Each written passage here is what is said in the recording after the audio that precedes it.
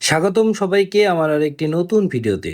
আজকে আমি একটা রেসিপির ভিডিও আপনাদের সামনে নিয়ে আসছি। সেটা হচ্ছে ভেজিটেবল রেসিপি। আসলে অনেক আপুরা আছেন যারা মুখরোচক খাবার তৈরি করতে চান, তারা এই ভিডিওটি দেখতে পারেন। আমি আজকে যে সবজিটি তৈরি করতে যাচ্ছি এর ভিতরে আমি একটু সি ফুড দেবো। এটা হচ্ছে স্কুইড।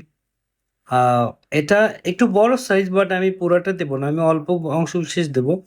আর এটা আমি অন্য আরেকটা রেসিপি সামনে আসবে। আচ্ছা, যাই হোক, এখানে স্কুইডের শরীরটা বেশি মোটা, যার কারণে আমার একটু পাতলা করে কেটে নিতে হচ্ছে।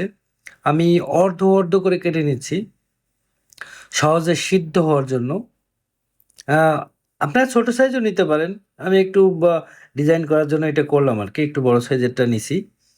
তো যাই হোক, আপনি ছোটটা নিয়েও করতে পারেন, কোনো সমস্যা নেই। আর পেঁয়াজ কাটার জন্য যে আমি একজন এক্সপার্ট, সেটা তো আপনার কম বেশি জানেনই। আচ্ছা, যাই হোক, সেটা নিয়ে আর কিছু বললাম না। পেঁয়াজ রসুন একটু দিলে সবজিতে ভালো লাগে আর কি, একটু মুখরোচক মুখরোচক হয়। তা তার জন্য আমি একটু সবজিতে পেঁয়াজ মরিচ কাঁচা ঝাল সব কিছুই নিয়ে নিচ্ছি। এটা হচ্ছে আপনি মনে চাইলে নিতে পারেন, বেশি না নিলে নাও নিতে পারেন। তবে আপনি যতটুকু পরিমাণ নেবেন সেটা একান্তই ব্যক্তিগত ব্যাপার। সবাই যে সবজির ভিতরে রসুন খায় সেটাও কোনো কথা না। যার যার রুচি যেরকম সে সেরকম খেতে পারে। সম্পূর্ণ ডিপেন্ড করে আপনার মুখরোচকের উপরে।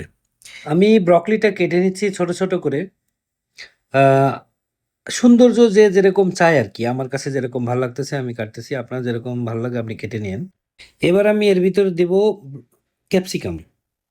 একটা লাল নিছি, একটা সবুজ নিছি। তার কারণ হচ্ছে, আমি যে সবজিটা করব ওটার ভিতরে দুই রকম একটু কালার থাকলে সব কিছুর মূলে একটাই কথা, সেটা হচ্ছে যে এটা চোখ দিয়ে দেখে ভালো লাগে, সেটা খেতেও ভালো লাগে। যে জিনিস আপনার চোখে দেখে ভালো না লাগবে, সেই জিনিস আপনার খেতেও ভালো লাগবে না। আমার কাটা হয়ে গেল ক্যাপসিকাম। এটা হচ্ছে ছোট ছোট বাচ্চা ভুট্টা। এই ভুট্টাগুলো এখানে এখানে এগুলো কিনতে পাওয়া যায়। আসলে ভুট্টাটা এগুলো দিলে ভালো লাগে খেতে। আচ্ছা, যাই হোক, আমি এবার স্কুইডটাকে একটু সেদ্ধ করে নেব। দেখবেন এবার এটার ডিজাইনটা আমি যে কুচি কুচি করে কাটলাম, ওটা দেখতে কত সুইট লাগে দেখেন। এই দেখেন, দেখছেন?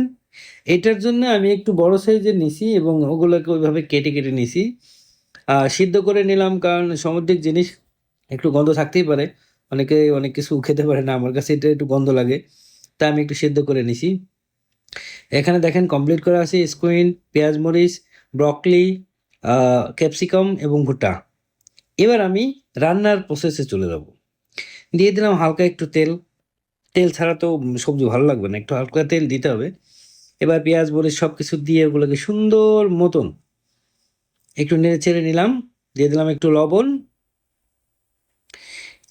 আপনি যখন এই পেঁয়াজ মরিচটা যখন নাড়বেন, তখন আপনার হাতের ভিতরে পেয়ার মহব্বতে ভরপুর থাকতে হবে।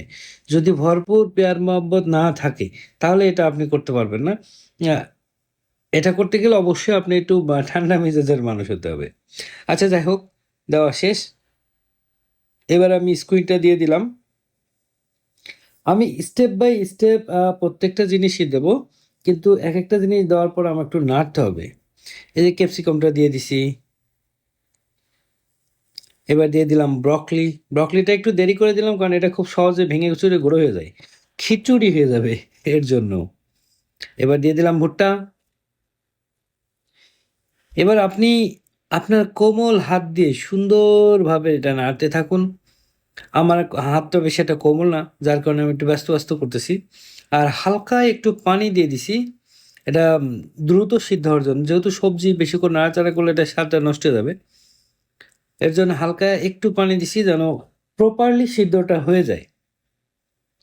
এই দেখুন, পানি শুকানোর আগে আগেই আমার সবজি অলরেডি তৈরি হয়ে গেছে।